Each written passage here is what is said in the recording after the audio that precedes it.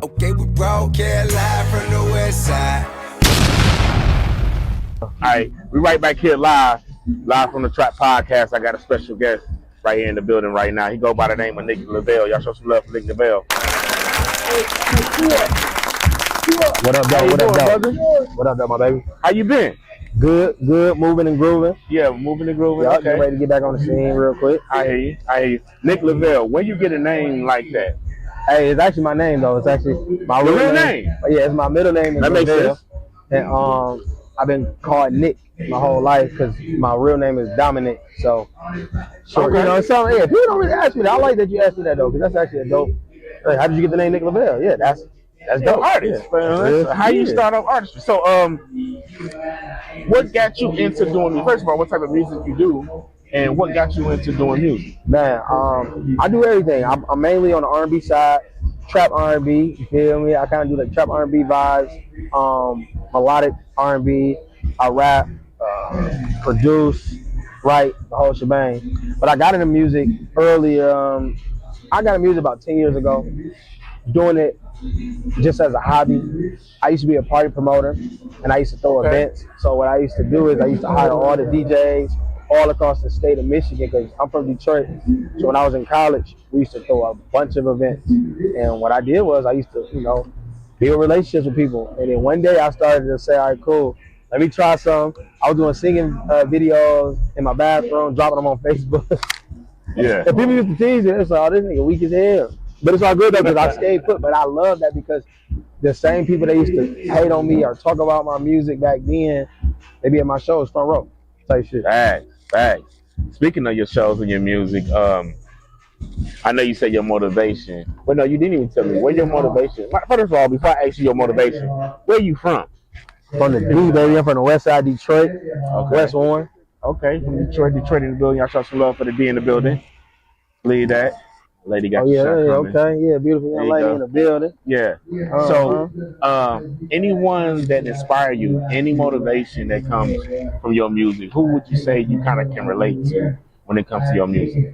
As far as musical inspiration, I'm, top of the list is Breezy. You feel me? Always been a Chris Brown fan, and kind of shaped my career around some of the, the style of music that he makes. But, I mix a lot of people in, like Tory Lanez, one of my favorite artists. Free Tory. Yeah, Free Tory, shit. My nigga, Free Tory. My nigga Drake. Drizzy, okay. Trey, okay. Jacquees for sure, you know what I'm saying, major influence. Eric Bellinger, yeah. Vito, Jagged Edge, Donnell Jones, those just, Pleasure P, just to say name a few of them. That's kind of like been the forefront of like how I shape my R&B artistry around here. You said them to everybody that's good. Hey, them the ones. I listen, I give credit where credit's due. You feel me? I pay homage. I respect the OGs. Mm-hmm. And I'm just one of them niggas. So how long would you say that you've been doing music? So doing music and doing it professionally is two things.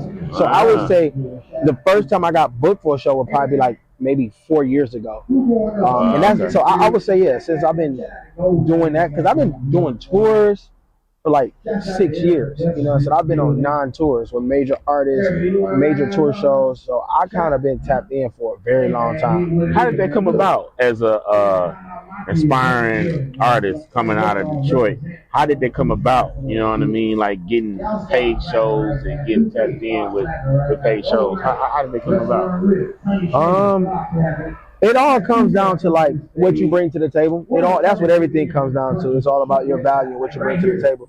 For me, it's always been, I understand both sides. Being a promoter, I know what people want. I know what they're looking for. I know that they're like, hey, we gotta make sure that we bring people out.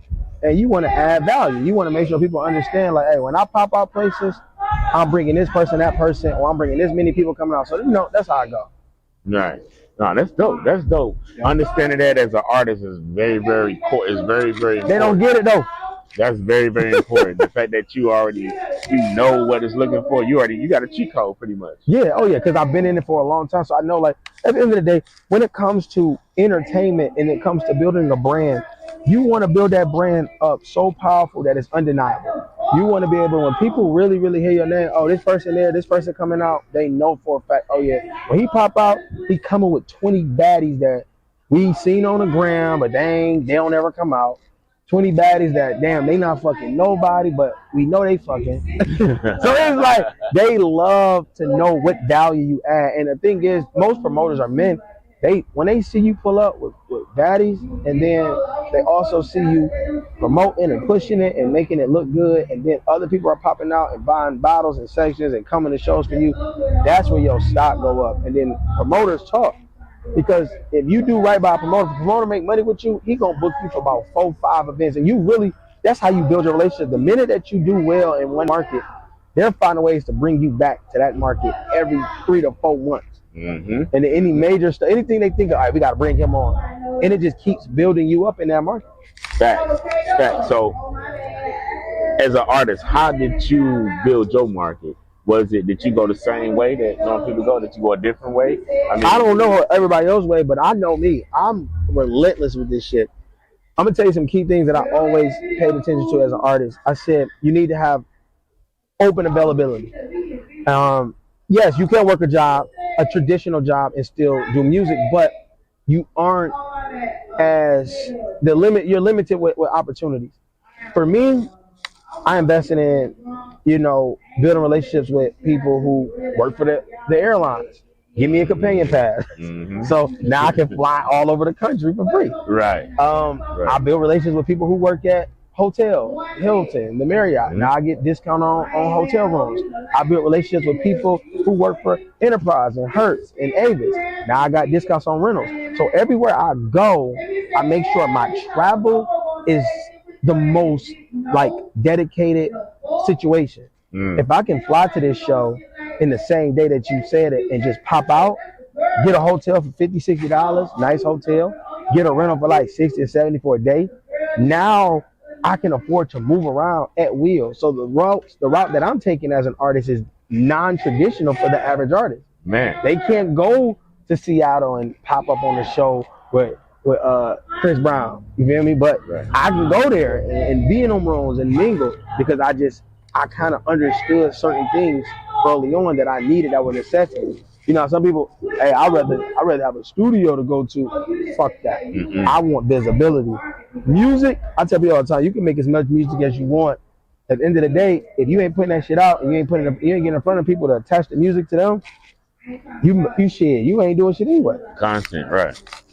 Content, you right. No, that was some dope game you just gave right now to the artists out there that definitely probably gonna need it, bro. Oh yeah. Having them relationships, like you said, with the hotel and with the flights, you really spending less and you saving more and you making more. Oh yeah, absolutely. Because especially when somebody book you for a show, it's like, damn, hold on. You usually get an all-in deal, or they cover your flight and travel. Now you kind of getting stuff for the lows. Mm-hmm. You can pocket some of that cheese. Mm-hmm. Mm-hmm. Now that makes sense, bro. That makes sense. So, being from Detroit, moving to Atlanta, starting your music thing, is there anything else that you do besides music? I do a lot, to be honest. I was talking about somebody today. Mm-hmm. I'm still in entertainment. I still own an entertainment company that produces events.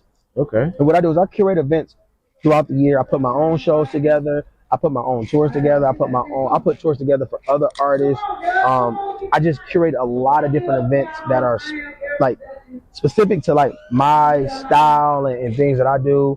So kind of like an event planner. Yeah, event coordinator. And I also I act as well.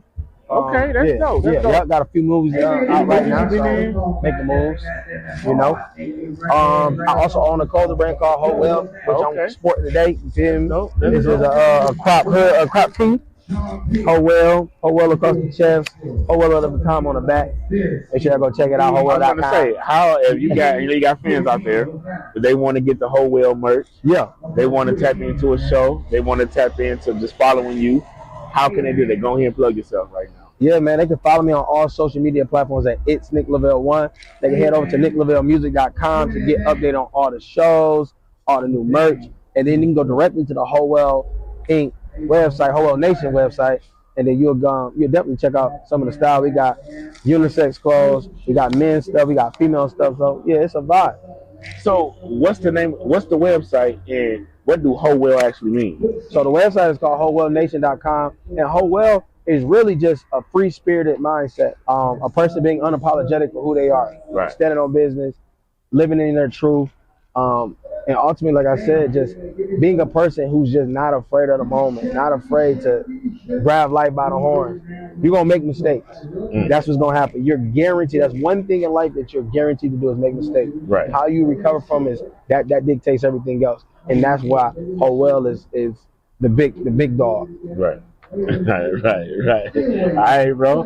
It was good having you here, man. Right here on the west side of the track, bro. Oh, you on the west side. Yeah, west we side. definitely on the west side. Hey, Okay, you yeah. got Nick Lavelle in the building, man. It was a very special moment, man. For y'all that don't know, for y'all that ain't tapped in yet, make sure you tap into his music. Follow him on all platforms.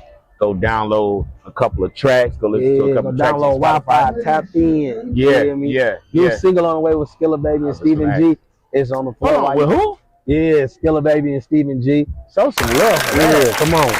Skilla Baby and Stephen G. Yeah. Hey, listen. That's why I need to tap in with you. We had no conversations. We got Oh yeah, that's real big, bro. Hey, make sure you tap in, man. Nick Lavelle right here live from the trap, and we out. My baby. Yes, sir. Yeah. Love.